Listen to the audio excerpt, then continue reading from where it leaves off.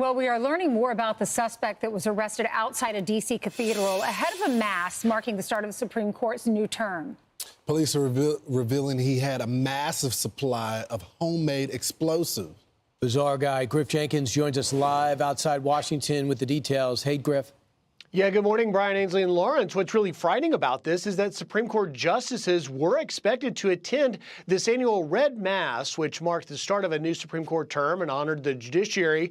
A 41-year-old South Jersey man named Louis Jerry arrested on the cathedral's steps with more than 200 homemade explosives. They included Molotov cocktails and vials containing nitromethane, a compound used in the Oklahoma City bombing. Now, court documents show that Jerry threatened to detonate the devices and handed officers writings expressing anger towards the Catholic Church, the Supreme Court justices, members of the Jewish faith, and get this, ICE. When officers told the man they were going to forcibly remove him, the court documents also say that he responded by telling cops, "Several of your people are going to die from one of these." Now, D.C. police said in a statement, during the arrest, officers observed multiple suspicious items, including vials of liquid and possible fireworks inside of the suspect's tent. The suspect is preliminarily charged with unlawful entry, threats to kidnap or injure a person, in possession of a Molotov cocktail.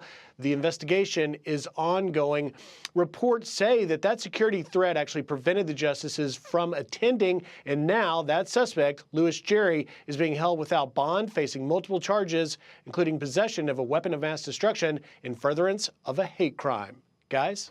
That is nuts. Thank you so much, Griff. You saw the tent that was set up on the stairs. That's where they found 200 incendiary devices, grenades and bottle rockets, Molotov cocktails.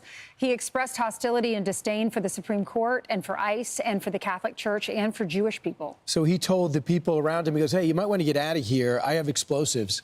And they're like, "What?" So you have explosives. And then he left the tent to go urinate on a tree. And that's when the cops picked him up. And basically, he had a manifesto, scribblings or some writings on 9 separate pages. He was targeting the Catholic Church, as you know, about this Red Mass. I didn't know anything about it, but a Red Mass to pray for the success of the Supreme Court. So just a couple things. You just had a judge that allowed an attempted assassin of a Supreme Court justice to just get how many years? 6 years? 8 years? So you didn't send a strong message that this wasn't okay in this country. The next thing is the rhetoric that's been going out. I mean, he subscribes to the anti-ICE message. We're seeing that all over the country. Didn't the governor say he's targeting for all black and brown people? Exactly. And then you got the targeting of the facilities. We just had an assassination attempt in my hometown of Dallas. The anti-Jewish rhetoric. You got jihadis running all over us. They're saying it's all because of the Palestinian, but yet they're targeting the Jewish people. And remember, why they're targeting the conservative court is because they consider it not just the Supreme Court, but the conservative court.